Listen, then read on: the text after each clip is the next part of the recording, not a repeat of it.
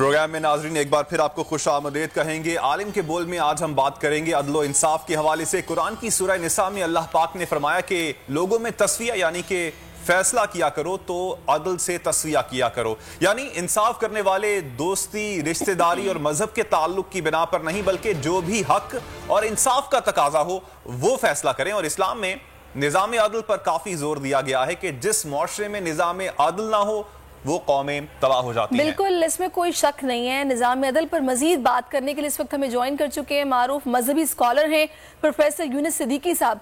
Professor साहब बहुत शुक्रिया आपके वक्त का। प्रोफेसर साहब की जो अभी हम लोगों ने ये सूरा कोट भी की है और इस पर हम बात करना चाह रहे हैं, आजकल अदल व इंसाफ के तकाज़ों को पूरा करना हमारे लिए इतनी छोटी बात बन गई है कि कोई बात ही नहीं है। अगर कोई नाप तोल में अदल व इंसाफ करने में कहीं कोई ज्यादती हो रही हो या अपना कोई रिश्तेदार है या जिसकी हम साइड लेना चाहते हैं, अगर उसके हक में हमें बात करनी पड़े तो हमारे लिए कोई बड़ा मसला नहीं है। ऐसा क्यों हो गया है?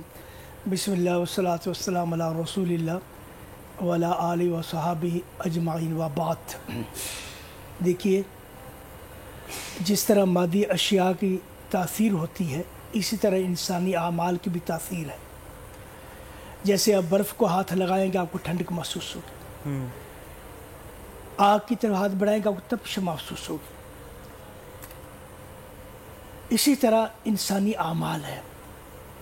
रसूल अकरम सल्लल्लाहु अलैहि वसल्लम फरमाया, मा ज़हरल गुलूल फ़ी कौमिन इल्ला सल्लल्लाहु अलैहिम रुअबा। जिस कौम में बददियानती, खयानत आम हो जाती है, अल्लाह ताला उस कौम में खौफ व हरास फैला देती है। हर शख्स दूसरे से डरता है, यही कहीं मुझे चिप्त ना लगा दे। फिर आपने फरमाया, जो कौम यहकुम बगैर हक़्क़िन यफ़शु फ़ीहिमुल क़त्ल। जिस कौम में जो कौम अदल और इंसाफ से फैसले नहीं करती उस कौम में कत्ल व गारत आम हो जाती है। इसे रसूल अकरम सल्लल्लाहु अलैहि वसल्लम फरमाया, जो लोग नाप तोल में कमी करते हैं अल्लाह ताला उनके रिज़्क़ से बरकतें उठा लेते हैं। ये वो अमाल हैं, तभी जब वो अमाल हैं जिनकी तभी तासीर है। अदल अल्लाह ताला का हुक्म है, इन्नल्लाह यअमुरुकुम बिल अदल। अल्लाह ताला तुम्हें अदल करने का हुक्म देता है। लेकिन सर, हमारे मुआशरे में दोहरा मेयार क्यों है? हम देखते हैं कि अमीर जो है उसके लिए और कानून है, वो जुर्म करता है तो छूट भी जाता है, गरीब है अगर वो बेगुनाह भी है तो उसको भी सजा मिल जाती है। ऐसी सूरत हाल के लिए या जो लोग ऐसा अमल करते हैं उनके लिए इस्लाम में क्या वईद है? इस्लाम में देखिए, इस्लाम कहता है कि अदल के मैदान में किसी गरीब और अमीर को नहीं देखा जाएगा, हक को देखा जाएगा। हज़रत उमर रज़ियल्लाहु ताला अन्हु के ज़माने में एक वाक़या रूनुमा हुआ। गस्सान का एक सरदार था, जबला अल-अहम उसका नाम था। वो मुसलमान हुआ। हज़रत उमर जब मक्का आया, मक्का में तवाफ़ कर रहा था। तवाफ़ के दौरान उसका जो एहराम था वो एक बद्दू के 5 तोले आ गया।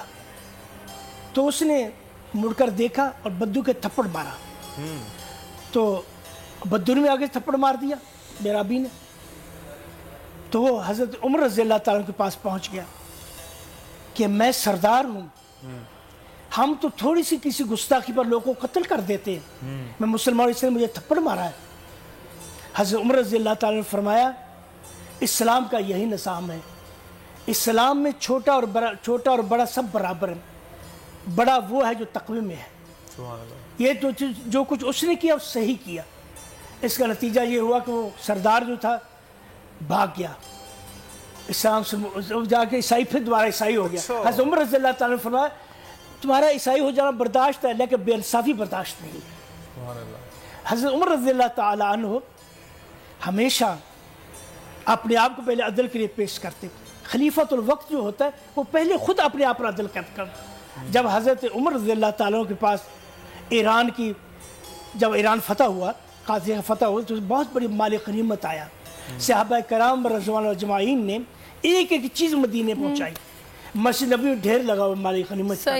तो हज़रत उमर रज़ियल्लाहु ताला आए देखा, فرمانے انہم لقوم امنا الذین عدوا ھذہ الامانہ، یہ لوگ جنہوں نے یہ غنیمتیں پہنچائی یہ باقی ایماندار اور دیانتدار لوگ ہیں۔ بالکل آپ نے ٹھیک کہا ہے، اور یہ معاملے کی سنگینی کو سمجھنے کی ضرورت ہے جو کہ ہم نہیں سمجھنا چاہ رہے، اور یہ ہمیں سمجھنی پڑے گی، ورنہ ظاہر انسان اپنے اعمال کا ذمہ دار خود ہوتا ہے۔ اور پروفیسر صاحب آپ سے رہنمائی ہم لیتے رہیں گے چونکہ وقت کی کچھ کمی ہے، تو انشاءاللہ آگے بھی آپ سے بات چیت ان تمام معاملات پر آپ سے ہوتی رہے گی۔ آج ماشاءاللہ سے 13واں روزہ ہے اور افطار کا وقت بھی قریب ہے، مجھے اور کامران کو اجازت دیجیے، دعاؤں میں ہمیں افطار کے وقت ضرور یاد رکھیے گا۔ انشاءاللہ کل پھر آپ سے ملاقات ہوگی، کل تک کے لیے اللہ نگہبان۔